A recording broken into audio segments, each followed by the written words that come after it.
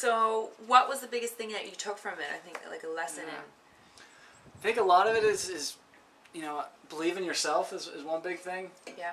I kind of went to that place where I didn't know I could go, and it just Right. take some deep breaths and convince yourself you can do it, and you can. Right. And you can. And so believing in yourself, because if I had any self-doubt at all, not only I would have collapsed, but my team that was looking for direction probably would have collapsed around me. And Absolutely.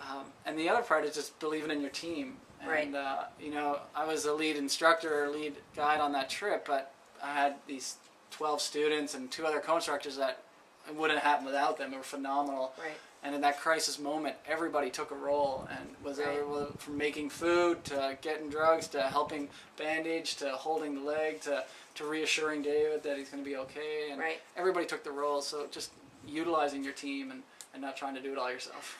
I think that's an awesome lesson, because you know, when you're working towards your dreams, you always come up with stumbling blocks. For sure. And when you're working towards a dream, it's something that hasn't manifested yet. So you've got to believe, especially if there are people who perhaps are saying you're foolish or what have you. You gotta keep the end in sight and believe.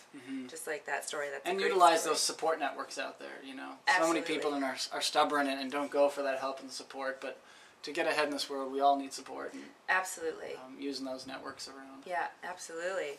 Awesome. Okay, well, we're going to move into a little bit about your action movement, why you made me think I should go run for the whole day. There you go. Shawn has actually completed over 30 triathlons, and he's climbed Canada's largest mountain and the coldest, which I can't imagine how cold it is, Mount Logan. Coldest in the world, they say. Coldest in the world? I'm glad I'm not there.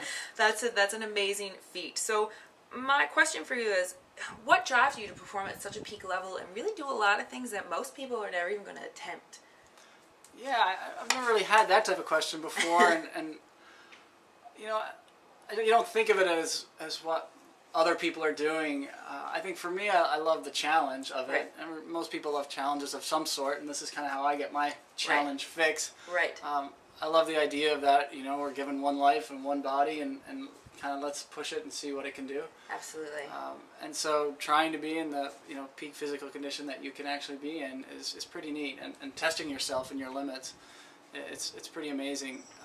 It's kind of a shame how many people waste their body, what has been given to them, and what they can actually do with it. Right. And so I enjoy kind of testing myself, and it's mostly personal challenge, and seeing if I can better myself from my last performance. And I think if you're, if you have priorities in life, your number one priority has to be your health. And sure, you don't have to be an extreme athlete in that, but if you're not taking care of your body and your health, you're no good to the people around you. You're not going to achieve your other dreams. And so for me, it's all about priorities and just taking it to the next level, I guess, of performance to see how I can push it and where that next challenge is. Absolutely. Oh, that's awesome. That's awesome. And that's what really everyone should be doing in all areas of their life, and taking those challenges. That's excellent. Okay, so next I'm going to reveal a little bit of a tidbit of information that most people don't know about Shawn. When he was 9 years old, he was diagnosed with dyslexia.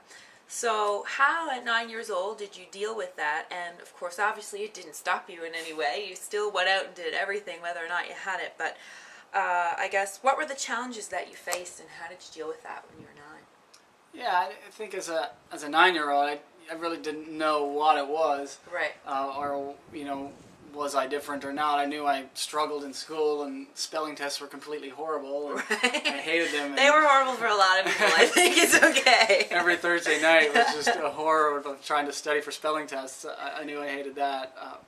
But I think my parents were just super supportive at that age, and knew that I needed support. And a big thing that I speak on and ways of success is following your strengths. And I think back when I was 9, I worked really hard, and I had a lot of support for my academics and my struggles in spelling and learning and that at that point. But we didn't dwell on that. And my parents got me involved in so many other things to find out, hey, well, what are some of Shawn's strengths? Because we all have strengths, and focusing on your strengths, which for me, I love to get in outdoors. I love that. I love the athletics. I love the challenge. I love the leadership style of being in the Scouts and taking on leadership roles and organizing things. And they supported me in every way they could for those strengths. And I think that's what brought my confidence to where it is today. And a lot of learning challenges and people that struggle, it comes back to their confidence.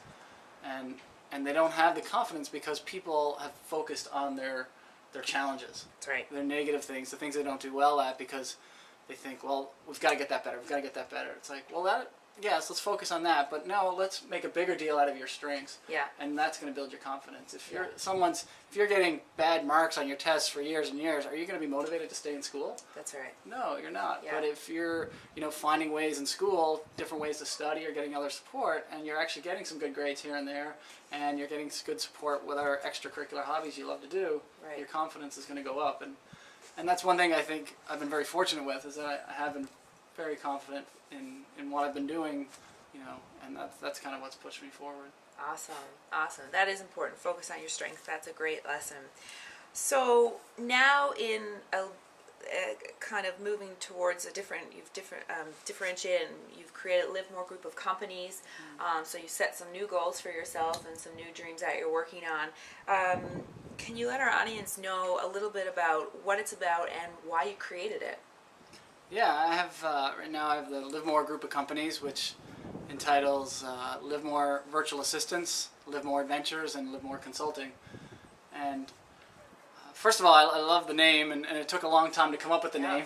Yeah. I think I thought of a name for my company for about 10 years. I knew one day I was going to start a company in kind of the healthy lifestyle business. Wasn't quite sure what it was going to be, and leading all these expeditions around the world, as I was hiking along all day, I'd be thinking, what am I going to name it? What am I going to name it? And eventually, 2 weeks before my website was going up and I had to get business cards done, and I saw some sign on the road in Vancouver, and it said something, I can't even remember, and it stuck. And so LiveMore represents, all the companies within LiveMore represent ways to help people live more and get more out of life. Right. And more personal growth. And so with LiveMore Virtual Assistants, we have a team of virtual assistants that help do administrative assistant work, web design, and basically burden the load of common tasks for small businesses and entrepreneurs so that they can have time to live more. Right, absolutely.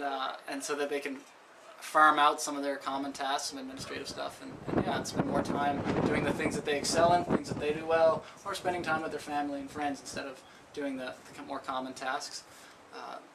LiveMore Consulting is where I work with companies and teams and organizations and do keynote speaking at some conferences, breakout sessions focused around personal growth, team building, and risk management consulting is what I'm moving into now. I do a lot of risk management planning and speaking on risk management, obviously taking from my wilderness experience, right. and moving that into the corporate environment with risk management.